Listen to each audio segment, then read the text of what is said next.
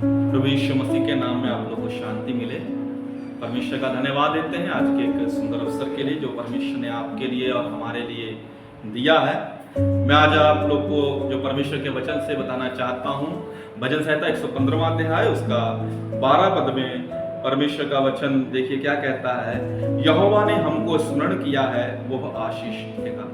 परमेश्वर हमें बार बार स्मरण दिलाता है कि मैं ही तुम्हें आशीष देने वाला हूँ, मैं ही तुम्हारी भलाई करने वाला हूँ, मेरे सिवा तुम्हारी कोई भलाई कर नहीं सकता।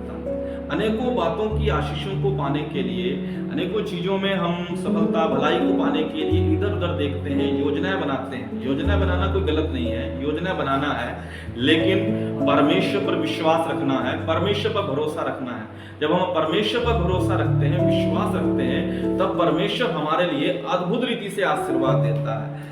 मैं एक वचन को आपको याद दिलाना चाहूंगा, उत्पत्ति 12वां अध्याय उसका पहला, दूसरा, तीसरा पद में अगर हम लोग देखें तो उत्पत्ति की पुस्तक में अब्राहम से परमेश्वर ने कहा, मैं तुझे जिस स्थान पर लेकर जाना चाहता हूं उस स्थान पर चल। अपने घर को छोड़, अपने परिवार को छोड़, जहां पर मैं तुझे कहूंगा, जिस स्थान पर तुझे रुकने के लिए कहूंगा, जिस स्थान पर तुझे जाने के लिए कहूंगा, वहां चल। तू आशीष का मूल होगा, तेरे द्वारा पृथ्वी के कुल लोग आशीष पाएंगे, ऐसे परमेश्वर का वचन वहां कहता है। तो इसका मतलब यह है, आशीष परमेश्वर की ओर से मिलती है। और जब एक व्यक्ति, जब हम और आप परमेश्वर के वचन के अनुसार चलते हैं, तब हमारे आपके जीवन में परमेश्वर की आशीर्वाद होती है। वो हमें स्मरण दिला रहा है कि मैंने तुम्हें याद किया है तुम्हें आशीष देने के लिए। अब परमेश्वर ने हमें स्मरण किया है, परमेश्वर ने हमें याद किया है आशीर्वाद देने के लिए। वो हमारी भलाई करने वाला प्रभु है। और जब हम अपने परमेश्वर के निकट रखते हैं, पवित्रता के साथ रहते हैं, परमेश्वर पर विश्वास रखते हैं, वो हमें आशीष देने वाला परमेश्वर है। अब्राहम को परमेश्वर ने आशीर्वाद दिया, अब्राहम को परमेश्वर ने बढ़ाया, उसको फलवंत किया, उससे 2 वायदे किए थे, मैं तुझे आशीष दूंगा, दूसरा मैं तुझे संतान दूंगा। परमेश्वर के साथ वो 25 वर्ष तक चलता रहा।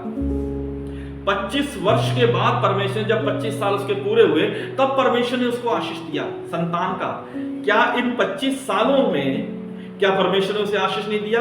उसे आशीष दिया, उसको धन का आशीर्वाद दिया, उसको धन दौलत दी, पशु दिए, और उसके पास सोना चांदी, ये सब प्रकार का परमेश्वर ने आशीर्वाद दिया।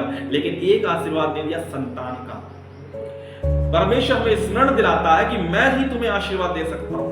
25 वर्ष तक परमेश्वर उसको आशीष, धन का आशीर्वाद, और उसको परमेश्वर ने संतान का आशीर्वाद छोड़कर बाकी सब आशीर्वाद दिए।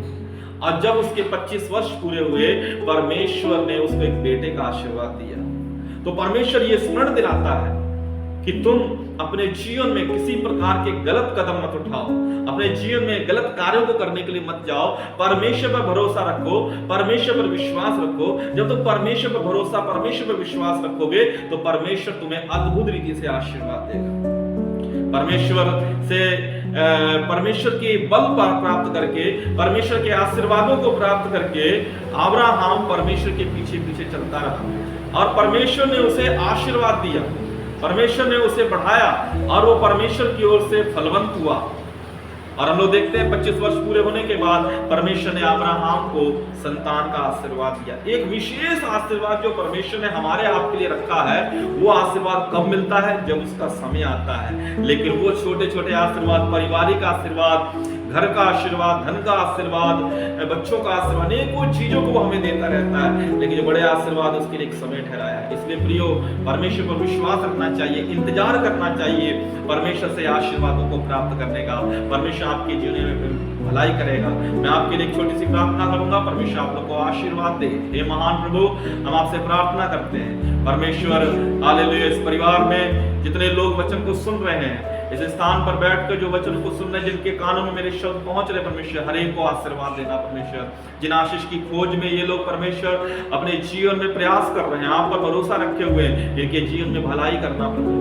आप कभी ना छोड़ने वाले, ना कभी त्यागने वाले प्रभु है। सदा संग रहकर अगुवाई करने वाले पिता है। अब्राहम को आशीर्वाद देने वाला प्रभु, हे मेरे महान पिता, उसी प्रकार से इस परिवार को, इस परिवार के एक एक जन को, एक जवान को, इस बेटे को, इस बेटी को, इस भाई को, इस बहन को, हालेलुया, इन माता और बहनों को, सभी को आशीर्वाद देने के लिए प्रार्थना करते राजा। जिनके पास संतान की आशीष नहीं है उनको संतान दे परमेश्वर, हालेलुया, संतान का आशीर्वाद दे। तेरा वचन कहता है यहोवा का हिस्सा है जो यहोवा परमेश्वर अपने संतानों को, अपने बच्चों को उनको संतान के रूप में दे देता है। प्रभु हम आपको धन्यवाद देते हैं, हम आपके बच्चे हैं परमेश्वर, इनके जीवन को आशीर्वाद देना परमेश्वर, इनके परिवारों को आशीर्वाद, इनके कामों को आशीर्वाद देना और विशेष बड़े आशीर्वादों की ओर लेकर जाने के लिए आपसे प्रार्थना करते हैं परमेश्वर। जिन बातों की लालसा करते हैं उन्हें दे परमेश्वर, वो सब इनके जीवन में पूरे हो जाए और परमेश्वर किसी भी बात की इनके जीवन में घटी ना होने पाए। यीशु नासरी के नाम से मांगते हैं, आमीन आमीन।